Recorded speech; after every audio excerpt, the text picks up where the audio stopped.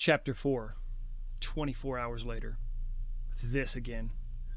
He thought he would never wind up here after last time. In fact, it had been almost 5 years since he was here. He hated this place. Everything about it was uncomfortable and painful, especially when he first got here. It was as if he went through the same bullshit every time. He didn't like a single thing about this horrid hole in the middle of nowhere. Everything here sucked, but the pit was the worst. And unfortunately, it was the only way in or out. He didn't come here by choice. He always just wound up here like he was drug in here. As soon as his eyes closed and fell asleep, he would wake up in this hell.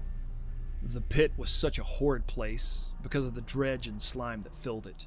It was nearly impossible to move through and coated every inch of him as if he took a swan dive into the stuff. He would spend what felt like hours just trying to get out of this godforsaken shithole pit.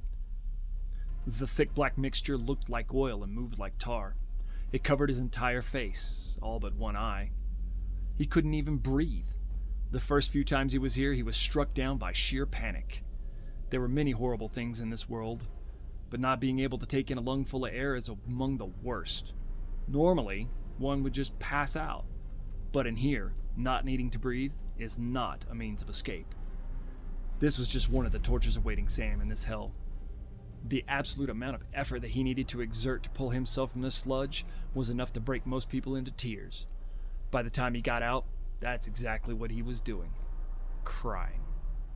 He hated the struggle of freeing himself from this goddamn pit. The smell of this disgusting sludge would stick to him like glue. He knew that when he finally woke up from this nightmare, that smell would be plastered on the inside of his nostrils like a thick layer of snot he just couldn't get out. This dream was not just some random firing of his sleeping brain. His nightmarish hell was a nightly torture for most of his childhood. Nothing changed about this place. The sky was still black as smoke. The heat was like standing in a fire, and it created massive gusts of searing wind that would blow the still burning embers that filled the air right into his face. His eyes always felt as if they started to cook inside of his skull. The fire destroyed everything. No matter what the scenery was, it looked as though it were rusting and in a fiery kiln for decades. This particular time, it was the cityscape outside of his apartment, but it was somewhere different. As if a snapshot was taken out of the world around him and set ablaze to burn for all eternity. Some things never change. Sam called this place the Furnaces.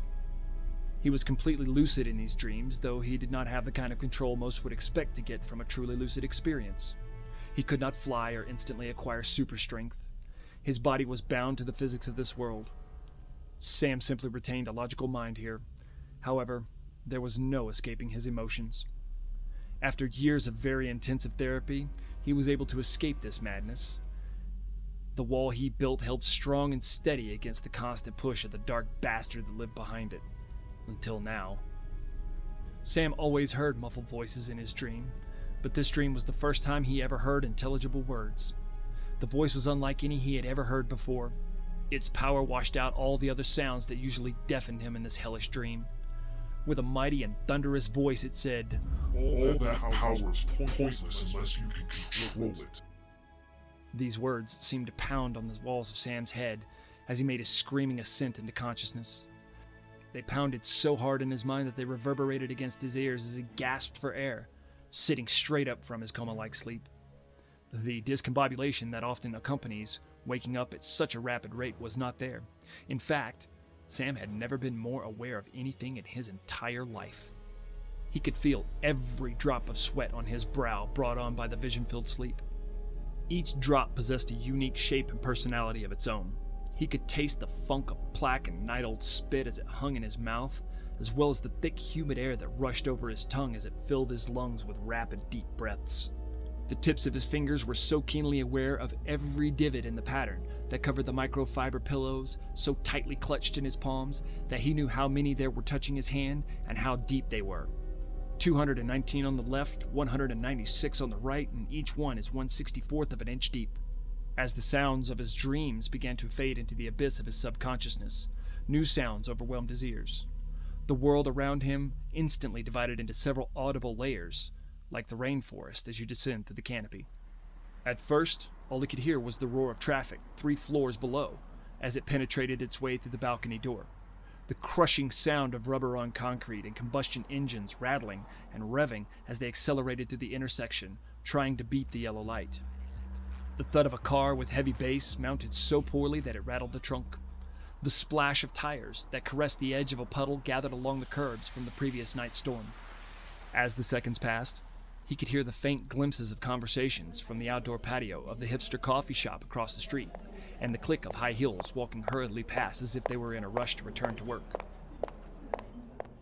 Sam released his Loctite grip on the upholstery and placed his hands on the sides of his face, fingers covering his eyes. He began to rub them slowly in an attempt to get a grip on what seemed to still be a dream. But this was no dream, and the reality that was invading him was about to get worse. As he pulled his fingers from his eyes and his hands from his face, he muttered 2,063 whiskers, 9,014 pores, and a whole lot of what the fuck! His eyes bulged open in complete disbelief at what just flew out of his mouth. Then it got very bad. Gazing down at the carpet below his feet, he could see each fiber as though he was looking through the world's highest definition television with a magnifying glass. He could see the follicles of hairs that were growing out of his legs, dirt particles encrusted on the fabric of his shorts that he slept in, and coagulated cells of blood that were stained to his shirt. Sam lost it. Almost as quickly as he could think it, he rushed down the hall and into the bathroom, crashing into the tiny sink mounted below the tiny mirror so hard that it cracked away from the wall. Knocking all of the toiletries off of the edge that were so delicately balanced there, he rammed into it, so hard in fact, that his tiny mirror fell into the very same sink and shattered into dozens of pieces. The sound was so deafening that Sam immediately clutched his ears and stumbled back, screaming, "Fuck!" Shaking his head, he leaned forward toward the sink again and reached in to grab a piece of the tiny mirror that was now much more miniature than before. As he did so, he mumbled, 37 pieces too small. 28th, that should work. The sliver that he chose was the largest piece in the pile, and it was indeed the 28th piece from the bottom of the sink. He raised the sliver of mirror up in front of his face and once again bulged his eyes in disbelief at what he was seeing. His eyes changed color and pattern. Normally, his eyes were a soft brown. They, of course, had a distinct pattern, just like everyone else's eyes. But if you didn't own his eyes, or spend your day staring at them like some star-crossed lover, you would have never noticed any pattern at all. Nevertheless, Sam knew what that pattern looked like, and today, it was different. The color changed to a yellowish gold. Not that of a poisonous snake or a possessed alley cat, but an alluring, almost soothing gold with yellow highlights radiating from the center around the pupil. The pattern was nothing short of perfect. It was a series of 9 tiny circles, equidistant from each other around the pupil. In between each pair of circles was the perfect black sliver that guided one's focus towards the pupil. Even Sam felt slightly hypnotized by them. His disbelief grew even more. In an emotionless gesture, he dropped the sliver of the tiny mirror back into the sink. Upon impact, it broke again. 43 pieces rolled off of his lips as though he did not even want to hear himself say it. He closed his eyes slowly. He stood up and took in a deep, calming breath, placed his hands on the edge of the sink and sank his weight into it, leaning forward. Again, he could sense a tremendous amount of information. He could feel the temperature of the porcelain was a cool 64.7 degrees as his hands settled on the smooth surface. He could sense each bit of grit and dirt and soap scum that appeared glued to the sink from the 6 weeks that he occupied this apartment. Random whiskers that had not made it down the drain from the last hack shave job a few days ago were clearly sensible. He exhaled and slowly opened his eyes. Looking down into the sink, he hoped and prayed that he would see himself looking back up from the tiny broken mirror, not these strange and unfamiliar eyes, but the patternless brown eyes that he had known for the past 23 years. This was not the case. What Sam saw were 43 pairs of those golden yellow eyes staring back at him with the same unanswered question of what the fuck. It was all just a bit too much for this young man to handle at 30:00 on a Monday morning. His young but extremely masculinely square jaw clenched, and his muscles tensed, and his whiskers on his face conformed to its shape. His grip on the edge of the sink increased exponentially, causing the porcelain to burst under the vice-like force, sending shards ricocheting off the walls and the porcelain powder puffing up into the air. "Son of a—" Sam shouted, behind his tight, clenched teeth. He began shaking his hands vigorously and bouncing up and down ever so slightly. Fucking ow! Apparently, Sam's sense of pain was amplified as well. He immediately opened his hands, palms facing upward, and began to survey the damage to his now bleeding hands. He could see the dust and leftover debris of the sink that was still stuck in his hands in magnified, crystal-clear detail. He could see several lacerations to the palms of his hands. Each was deep, deep and nasty. As he began to focus harder, he could see that the wounds were already repairing themselves. The cells that were rushing to the wound to begin the coagulation process were apparent and vivid. Barely visible capillaries already began to constrict. Sam could not help but feel like he was watching some time-lapse of the entire process. What was even worse was that he noticed a startling resemblance between the blood on his hands and the blood on his shirt. The pain began to subside. He reached up to the wall next to where the very tiny mirror resided a few moments earlier, grabbed what was no doubt a very sterile hand towel, wrapped it around his left hand, and clenched the end into his palm to hold it in place. He grabbed a second towel with his right hand and simply squeezed it. He always heard you should apply pressure to open wounds, but Sam thought that was stupid as hell, because right now, his hands were stinging like a son of a bitch from the towels and the pressure. He leaned back against the wall, dropped his head slightly, and looked towards the ground, giggled in a sort of slightly deranged fashion, and said, 514 squares. He was referring to the pattern of the cheap vinyl flooring of the bathroom in his shitty studio apartment. All he could think was, I need a smoke. Without hesitation, he exited the now destroyed tiny bathroom, grabbed his cigarettes and lighter off of the cluttered coffee table that he got from the back alley, and headed for the door. Upon entering the hallway, his senses overwhelmed him. The normally disgusting smell of the overly sweaty alcoholic that lived across the hallway was far more intense and seemed to stain the inside of his nostrils instantly. It was a smell he knew all too well from his childhood. Caught completely off guard, Sam paused for a brief moment as though he were trying to hold back the worst puke ever. Then he retched. Placing his hands over his mouth in a fist shape, he decided that he needed out of this hallway and fast. Upward was salvation. Upward was fresh air. Moments later, Sam reached the top of the 6th floor staircase. He dug into the almost empty pack of smokes and pulled out a cigarette, but being careful not to grab the lucky one that he flipped upside down in the pack. He put the butt between his lips and drove his shoulder into the beaten red door to open it. Almost as if it never connected, the door flew off of its hinges and traveled some 10 feet away from the frame itself. The flimsy metal door landed with a crash that was thunderous and loud, even to the average person. For Sam, it was almost crippling. Once again, he drove his hands up to his ears and hunched over in pain. As if it was not bad enough already, the light from the midday sun rushed into the dark stairwell, filling the dank corridor with more light than his eyes were prepared to handle. Pain seemed to be the common theme of the day. Pain and confusion. Gathering himself, he stood up straight and raised the back of his towel-wrapped hand to his forehead in an attempt to shade his eyes from the blistering bright sun that felt as if it were searing his retinas. Staggeringly, he exited the stairwell and stepped out onto the rooftop. Sam came here to smoke 5 or 6 times a day. It was his thinking spot, his hidden place away from the rest of the world, the one place that never changed for him no matter how bad things got, the one place he knew he could truly be alone. Today, however, nothing was as it should have been. With his pupils finally constricting and offering him the slightest bit of relief from the overpowering sun, Sam fumbled with his lighter trying to get it lit, but with no luck. He shook it vigorously a few times and tried again. Just as he managed to get a flame and bring it to the tip of the cigarette, he heard a voice in the place where there should be no voices. I wouldn't do that if I were you," the voice said. In true smoker fashion, Sam lit the cigarette and inhaled deeply with the intention of replying on the exhale. Nicotine first, all else second. He began to cough so violently that he sounded like the car from earlier with the poorly installed subwoofers that made the trunk rattle. Saliva streamed from the rim of his mouth and began to drip on the ground. There was no controlling this. The coughing seemed to go on for about a minute or so, and involved Sam puking before he was able to calm himself enough to ask, "Who the hell are you?" Not interested in the answer, Sam stood there, straight-legged, bent at the waist, hands on his knees, still coughing a bit.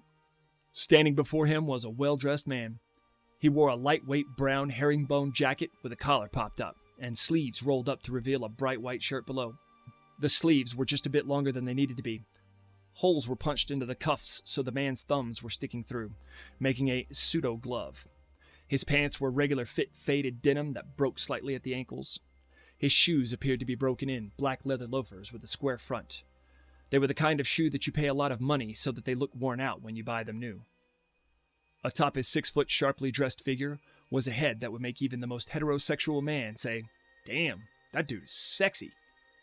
The 5 o'clock shadow and perfectly swept blonde hair only seemed to complement his penetrating vivid blue eyes, sculpted nose, and square jaw. The man extended his right hand to shake Sam's and said, "I'm Michael, your recorder." "My what?" replied Sam snidely, as he raised his eyes level with Michael and wiped a bit of drool from his lips. "Your recorder," said Michael. "It'll make sense in a few minutes."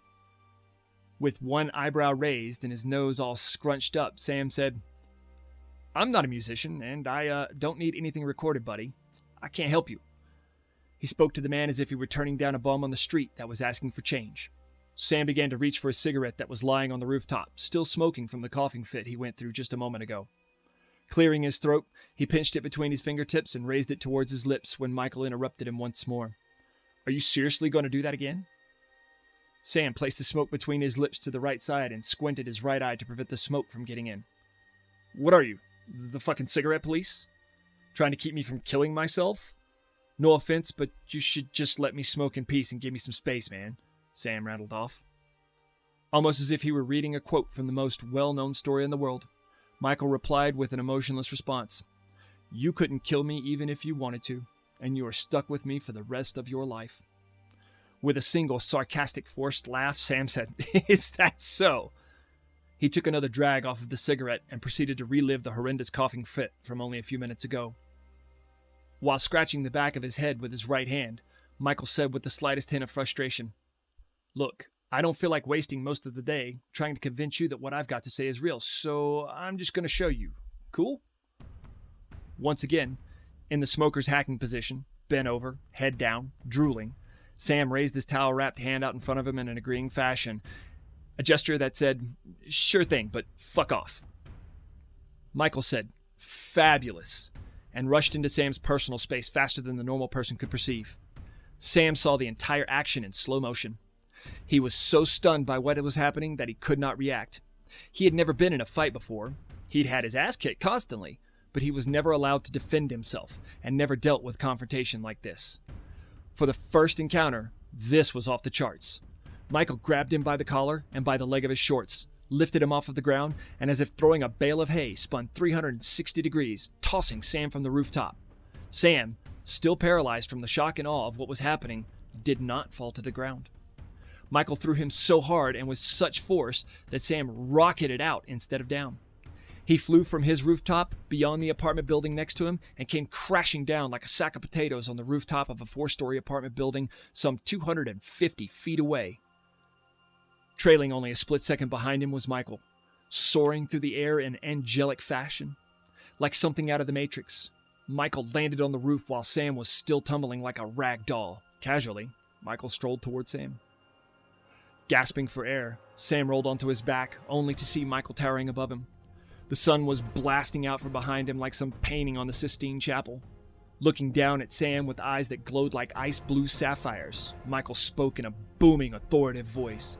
"I am the Archangel Michael, created for Ra, the 6th replacement of this world. I'm here to record everything you do for the rest of your 11 lives. I've been alive for 11,364 years. I cannot die. You cannot kill me." Michael reached down once again, grabbed Sam by the collar of his shirt, and raised him to his feet, without a single drop of effort, and said, "People are going to try to kill you over and over, and no matter how hard you try, they will succeed, and you will die again and again, and I am here to watch." With a look of utter confusion and disbelief, Sam gazed at Michael. His inability to speak clued Michael into Sam's mental state. Maybe his approach was a bit too abrupt. Maybe Sam was having some serious emotional problems at the moment. From the look in his eyes, he had checked out. "Sam! Hey! Sam!" Michael began snapping his finger in front of Sam's face. "You in there? If you are, you need to get it together, man."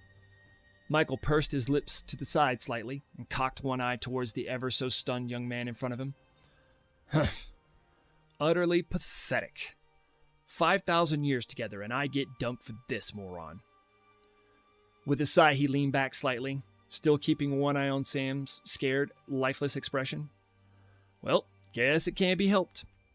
Michael drew back his right hand, reached so far back that his fingertips almost touched the rooftop, and in a fashion that would have made Cat Williams proud, he swung his hand forward and pimp-slapped Sam so hard that it took him off of his feet. Once again, Sam tumbled like a rag doll. After finally tumbling into a stop, Sam lifted himself up to his knees and spit the blood from his mouth. "You hit like a bitch," Sam grumbled as he peered out at Michael from underneath his eyebrows. In an instant, Sam exploded towards Michael. He moved faster than any Olympic sprinter could ever dream. He went from catatonic to full-on rampage in the blink of an eye, and the rage on his face was apparent. Moving forward with the force of a wrecking ball at the speed of a cheetah, Sam collided with Michael and took him off of his feet. There was so much force and speed in his action that he drove Michael into the wall of the brick elevator housing on the far side of the roof.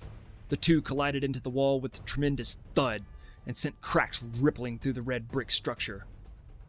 "Woo!" shouted Michael as he donned an overly exhilarated grin on his face, completely unfazed by the massive impact he just sustained from Sam's hands. "So that's why he chose you. You're all piss and vinegar, aren't you?" said Michael as he widened his eyes in excitement. "What is wrong with me?" Sam growled. "Why is this happening to me?" He gave Michael a little extra shove into the already cracked wall, causing small bits of brick and dust to crumble away. The intensity filled Sam's eyes along with tears of frustration. His teeth clenched tight and he shouted from behind them, "Answer me!" Bits of drool flew from the edges of his lips as he gave Michael one more solid shove. This one was enough to break the wall and send Michael through it. Landing on his back, still giggling, the rubble from the now smashed and broken brick wall piled on top of him. It was only a moment before the Archangel was standing and brushing the rubble from his well-polished exterior. With a few final pats and brushes, he removed the dust from himself. He placed his hands on his lapels, adjusted his coat, and popped his collar. "There is nothing wrong with you," he said with pure confidence. "You are perfect, or at least on your way to perfection. It's all just part of the process." "Stop fucking with me," barked Sam as he fell onto his knees, driving the heels of his hands to his forehead as if he were trying to crush his own skull. Sam broke down into tears. He said, "Just tell me what's going on. How did this happen?" "You honestly don't remember?" "I swear you're worse than he was." Michael sighed and raised his eyebrows for a second. He extended his hand and said, "Take my hand, and I will show you how this happened. But I'm warning you, you won't like the answer." Sam reached up and grabbed Michael's hand as if he were shaking it. "Get ready for one hell of a flashback." Michael closed his eyes and whispered something completely unintelligible. Sam's eyes rolled into the back of his head, and he slumped forward lifelessly onto his knees.